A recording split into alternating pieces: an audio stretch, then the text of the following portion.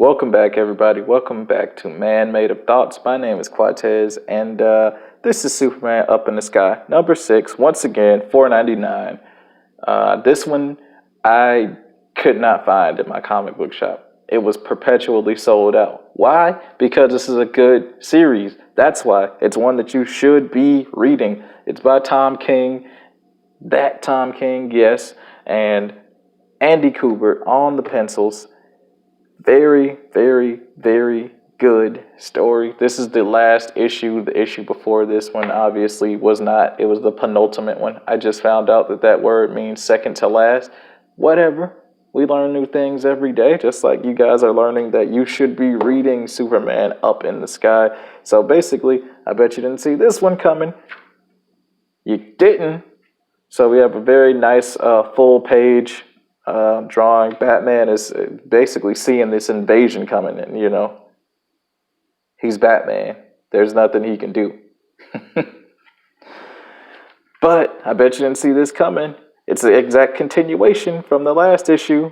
The same machines. They're still giving them that offer. But this is such a good dialogue. Because it's a bad guy. Bad guy being bad guy taunting Superman. There's only one Superman bad guy dialogue that I really like, and I'll cover that in another video. But it was Superman Brainiac under Jeff Johns, and he's just trashing Superman, just trash talking him like, you a primitive Kryptonian, your brain can't even handle this type of stuff, and he stops even calling him Superman. He just calls him Earthman at one point. But this is classic bad guy dialogue. Bad guys need to talk like bad guys. They don't need to talk like misunderstood good guys. I'm going to read this whole page.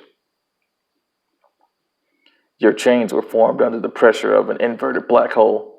The only way to manipulate corinthium steel, the strongest metal in the universe. These chains are used to haul stars between galaxies. They are unbreakable. And as such, your effort here is wasted. Do you understand, Superman? Do you know what unbreakable means? And Superman breaks them. And all of his dialogue in the whole issue are these 4. Okay, I'll call them 4 words. No, sir, I do not. Because in high school, I learned that, if it's less than 4 letters, it's not really a word. So technically, he doesn't say anything. But no, sir, I do not. Everything that happens and everything, those are his words. This is a global scale. This invasion is happening because whoever got the girl, they realized that Superman's away. So all that time, all these forces are just invading Earth. Very good art, very good action. And it's just like, no, sir, it cannot. No, sir, it won't. No, sir, you can't. You could drag my friends, but I'm still not going to say anything else. No, sir, there are not. Like, it's just Superman being good. Even Batman got his fade ran. Literally, there's nothing he can do about it. He's getting his fade ran because they're not human dudes. I don't care if Grant Morrison can write him into the absurd, almost meta-human levels, if not meta-human, because he's still going to get beat up by otherworldly forces. And anyway, what does Superman do? He saves the day, and nobody knows. This is very, very good art right here. Like, I love when heroes are battle damaged. I love that. But, yeah. Pay no attention to this, because this is... John Romita Jr. is one of those guys where you either really like his art or you don't like his art. But I don't like his art. I don't like the flatness. It doesn't fit Superman. It barely fit the Incredible Hulk planet. World War Hulk? It didn't really fit that either, but I allowed it. I allowed it, but I don't want to go back to seeing it. But then you see this, and it's just like, man, John Romita, what happened to you, man? High school, you probably were cool, but not here. Your art style won't fly anymore. Your art card is not getting validated today. And I don't know. I wanted to like that one, but I couldn't get behind the art. Maybe yet if another artist, maybe Andy Kubert, but he was doing this, so I can understand why.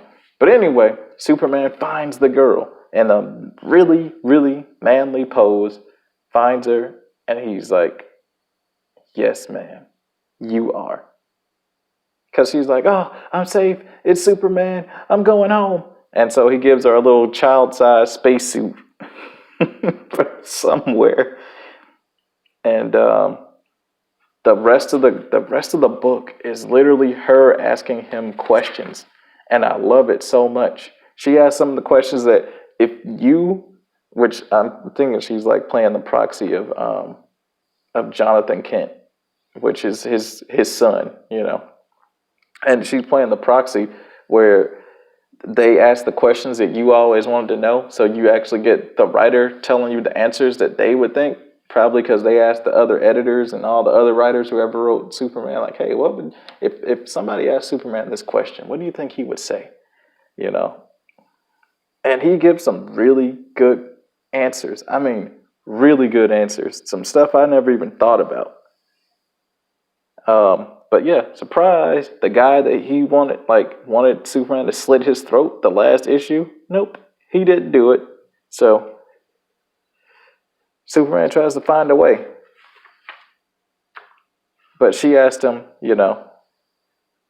just this, which is one of those one-pager spreads because, like I said, Tom King tries to help out his artists a lot, which I don't mind. If a writer is looking out for their artists, then that's a writer you probably want to work with.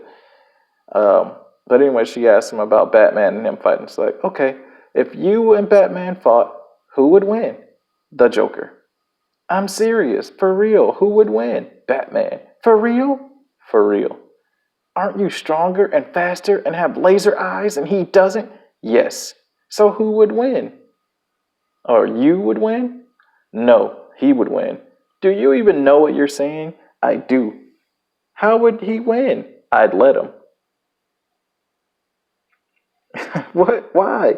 If you knew Batman, you'd know it'd mean a lot to him. So? He's gone through a lot. He deserves some happiness. Don't you deserve happiness? Winning fights doesn't make me happy. What does? My work, my family, my dog. This. You, Alice, talking to you, seeing that you're good. That makes me happy. More than beating Batman? Yes, a lot more.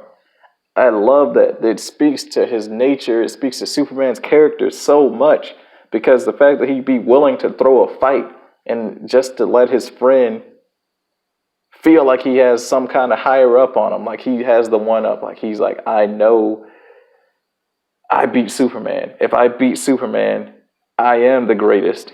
Even though I'm pretty sure that Batman would know that Superman let him win because, I mean, Batman's he's a genius. And she even asked him about that too. Who's smarter? Who's the smartest guy? Is Batman smarter than Mr. Terrific, or is Mr. Terrific smarter than Batman? And his Superman's like, I think Batman thinks that he is. But they're doing all this cool stuff in space.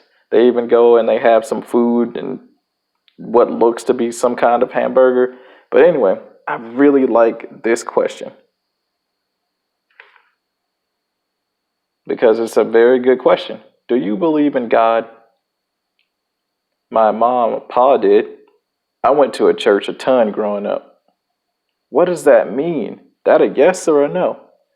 Ma and pa had faith in the glory of the eternal. And I have faith in ma and pa. What should I have faith in? You should have faith that it's not as bad as it looks. In fact, in the end, it's pretty good if you're willing to give it a chance. This line right here, this is metaphysical. This transcends this whole book. Number one, okay, let's take this at not face value, because face value is this little worm burger thing. He's saying, hey, that burger thing is not as bad as it actually looks. So you should trust that in the end, it's all going to be good. Okay, that's the face value. But on the other level, this meta level, Tom King is pretty much telling you, look, I know you guys don't like me writing Batman. I know you don't like it. But in the end, I have a plan. It's gonna work. You just gotta trust me. If you give it enough time, it's gonna get better, which it didn't because sales started tanking so far down that they had to get rid of him. And I don't understand. But that's another facet of it. But also the facet of he's also telling her, look, you don't know what's going on. You don't know what's going to happen on this journey. So look, just buckle up. In the end, it's going to be all right. You just got to give hope a chance. But I like the fact that, like, if here's the thing, Superman has universal appeal. Me, I'm a Christian. I would have liked it if Superman said, yes, I believe in God. But then you got to think about it. If a man who can fly and kind of be omnipresent and all that stuff, if he said that, yes, I believe in God, then that would make God kind of seem, I don't know, weak in a Superman comic. And I hate to say it, but it kind of would, because you have a godlike being who already flies around the earth and saves people, and then you'd have God under him. So it'd be like, why? Why have God, and then you have Superman, and then you have all the other beings that can do this crazy stuff, but they're not as good as Superman, and then they don't even believe in God because they have Superman. Like, it would defeat the purpose.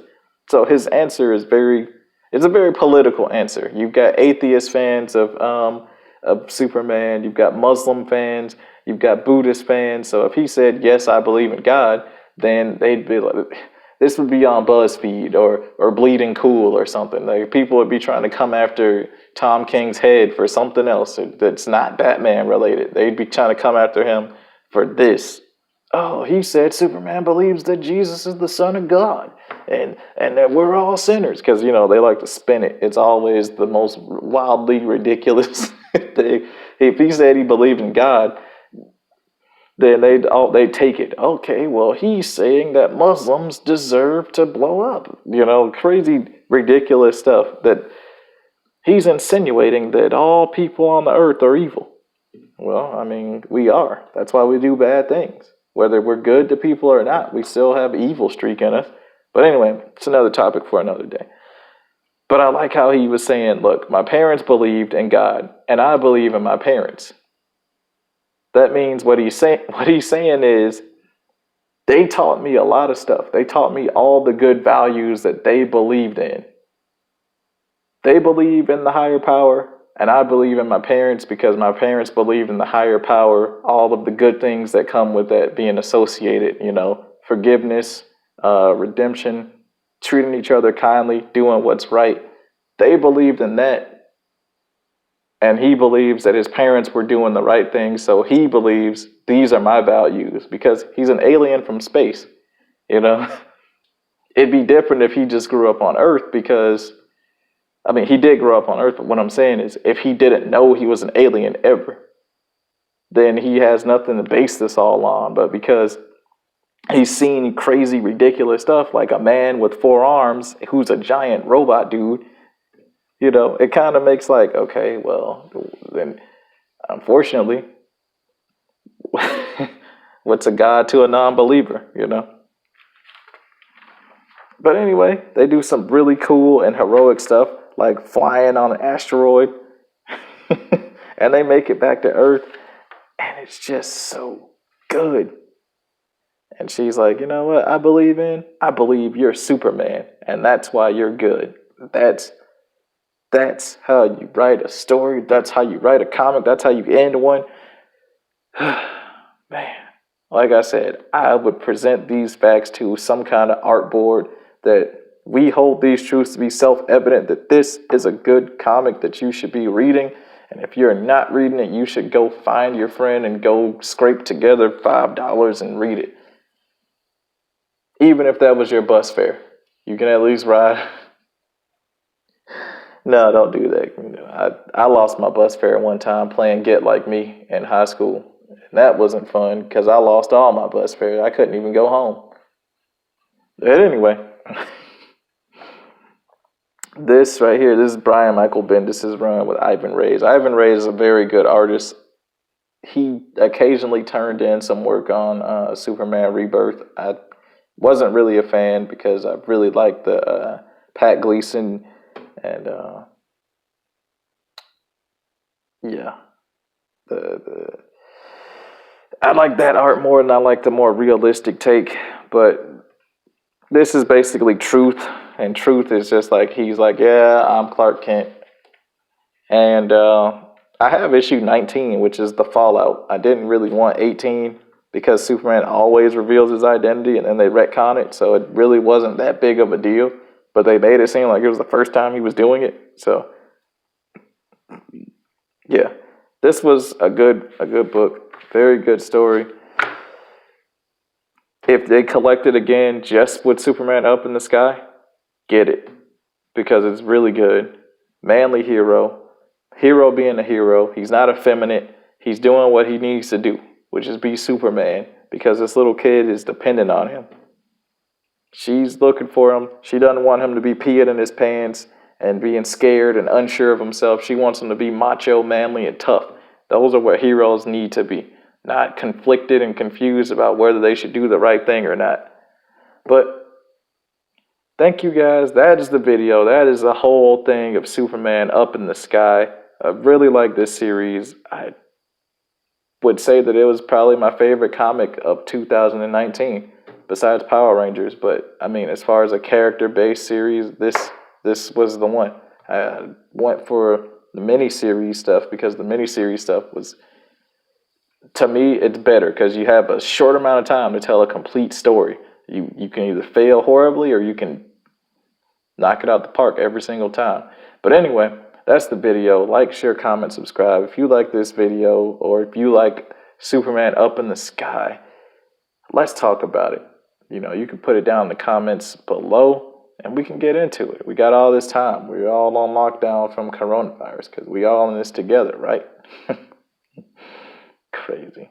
All right. Anyway, peace out.